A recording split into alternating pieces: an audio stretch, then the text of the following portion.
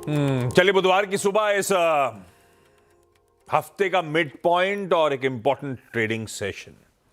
Important क्यों, पहले उसकी अहमियत इस्टेब्लिश कर देते हैं, फिर आगे बढ़ेंगे। भाई, एक तो आज सैंडविच सेशन, सैंडविच नहीं कहना चाहिए, आज एक जंबो सैंडविच सेशन है 2 मंथली एक्सपायरीज के बीच, तो उसकी अहमियत तो आप वैसे ही समझ गए। दूसरा, आज है वेस्ट बंगाल असेंबली इलेक्शंस का दूसरा और फाइनल फेज ऑफ पोलिंग। इसी के साथ वो इलेक्शंस की प्रक्रिया कंक्लूड हो जाएगी, वो जो साइलेंस पीरियड था वो भी खत्म होगा। आज शाम 6:30 बजे एग्जिट पोल्स आने शुरू होंगे। वो 4 राज्य, वेस्ट बंगाल, तमिलनाडु, केरला और असम के, और साथ साथ एक यूनियन टेरिटरी पुडुचेरी के। तो एग्जिट पोल्स आज शाम को आ रहे होंगे। एक्चुअल वोट की काउंटिंग और रिजल्ट आउटकम मंडे को मिल रहा होगा हमको। उसके बाद आज रात 11:30 बजे वो यूएस फेड की एफओएमसी जो रेट सेटिंग कमेटी है उसकी 2 दिनों की बैठक खत्म होगी। 11:30 बजे ब्याज दरों का फैसला सामने आएगा और उसके बाद रात 12 बजे एफओएमसी की प्रेस कॉन्फ्रेंस शेड्यूल्ड है। एक रिजल्ट हेवी डे है जो हेडलाइन में मेंशन था। निफ्टी का हालांकि 1 नंबर है बजाज फाइनेंस, पर वायदा की 9 और कंपनीज होंगी जो अपने रिजल्ट घोषित कर रही होंगी। तो एक्शन पैक्ड दिन सामने खड़ा हुआ है। नतीजों के लिहाज से सिर्फ हमारे लिए इंपॉर्टेंट नहीं है, नतीजों के लिहाज से यूएस में भी इंपॉर्टेंट दिन है।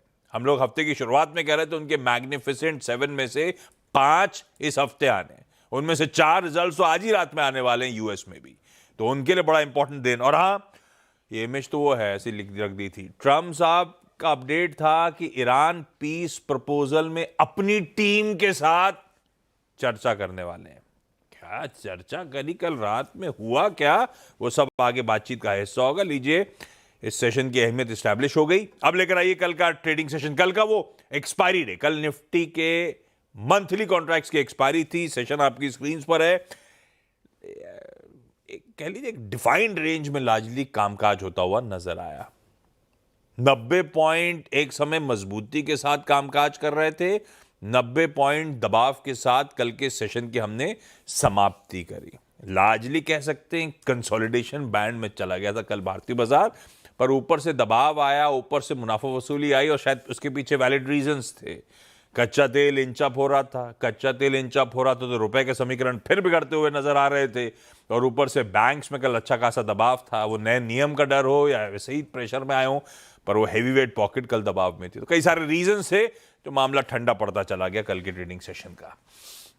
आज के संकेत एकदम फ्लैट। इस जंबो सैंडविच की शुरुआत तो एकदम फ्लैट नोट पे होनी है। गिफ्ट निफ्टी कह रहा है महज 10-20 पॉइंट इन ग्रीन, नाम मात्र के लिए कह लीजिए हम शुरुआत कर रहे होंगे। लाइए क्विकली हमारे एशियन पीयर्स और उसके बाद यूएस के बाजार। जैसे हम फ्लैटिश ट्रेड कर रहे हैं, हम तो फिर भी बेहतर स्टैंड कर रहे हैं। हमारे एशियन पीयर्स थोड़े से दबाव गहराता हुआ 1/4 से 1.25%। आज निक्केई इसलिए दिख नहीं रहा है क्योंकि निक्केई शोवा डे बना। शोवा मतलब मेरे ख्याल से एम्परर शोवा की बर्थडे सेलिब्रेट कर रहा है, तो निक्केई के बाजार, जापान के बाजार बंद है। बाकी जो खुले हुए हैं वो पस्त और दबाव के साथ ट्रेड कर रहे हैं। यूएस के मार्केट्स कल हम डाइजेस्ट करके गए थे मिला जुला सा रुझान, 1/3% मजबूती से 2/3% दबाव। नैस्डैक ऑलरेडी 2/3% दबाव में था कल। एक्चुअल सेशन में थोड़ा सा उससे ज्यादा पेन, मिला जुला सा, तीनों बेंचमार्क हल्के दबाव में थे। तो ठीक है, जैसा छोड़ा था वैसे ही थोड़ा बहुत स्लिपेजेस ज्यादा हो गए।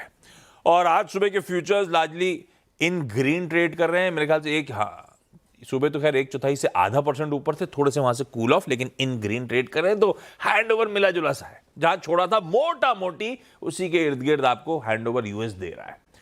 पर